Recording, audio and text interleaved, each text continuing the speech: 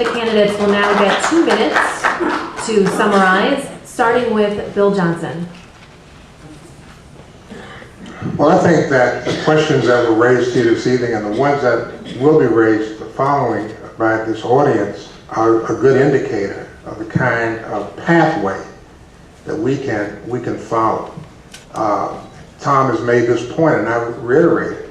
We have a good infrastructure here. We have huge investments that have been made, and it's up to us now, rather than to treat them as historical relics, to figure out how they can be repositioned, how they can be readapted for the future. And I think that that can only occur if we are open and willing to accept ideas from unlikely sources. Our residents are a key source of this creativity.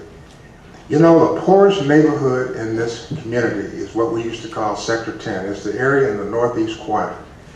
And when we allowed the residents to visualize how their community could be a contributing part of this city, rather than being always viewed as the most problematic area in the city, when those residents sat down, they came up with a plan, ladies and gentlemen, that got a $1 million grant from the W.F. Kellogg Foundation. Didn't come to the city of Rochester. It came to residents who lived in the poorest section of the city. And they've used that money to enhance things like the public market. They use their newfound influence to encourage the city to put money into the public market. And so what I'm saying is we cannot just automatically include or conclude that just because certain people look certain ways, don't have degrees, don't have experience, they are planners, that they don't have something to contribute to this community and its future. And we have to unleash that talent. And we have to be prepared. Yes, it may be time consuming, but we need to devote the time to bring that kind of creativity into play.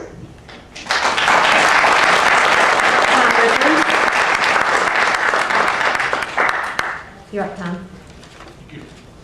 You pressed it off. The hardest thing to do here is to master the system. I think we're at a unique place in our history here. We're forced, quite frankly, to focus on some choices, and choices require planning by the economic circumstances we find ourselves in. That's a physical reality that we simply have to accept here. And woe to us if we don't make those choices, if we just go off in a bunch of different directions. But second of all, we have the opportunity to revision the way the city will be.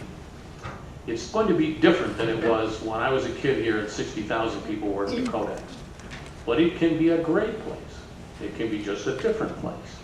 And that's part of what we have to get our head around as we do this kind of visioning. And lastly, as we do this kind of thinking and as this kind of planning, I think we have to say to ourselves that we now have more than I can think of in the last 10 years, opportunities all over this town where things are happening.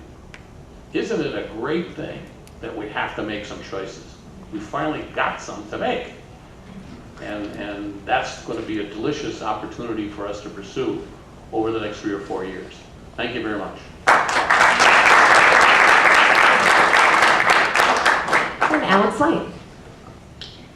The general theme of all these questions is about vision. It's about how do we see the development of the city, and will we be able to follow that plan? Planning is not that hard. We've developed plans over the years. We've developed lots of them. Many of them are still sitting in a drawer somewhere, not being used. What we need is leaders and leadership who will take these plans, change the policies and the structures that prevent them from being implemented or prevent them from working. We can talk about walkable communities all night, but if the zoning doesn't allow residential and commercial areas to be in the same place, we're not going to have them. We can talk about creating Art Walk or other areas, beautification, spending money, but is that really good if it raises the assessment on the houses of the owners in that neighborhood and forces them out? because they can't pay the new taxes?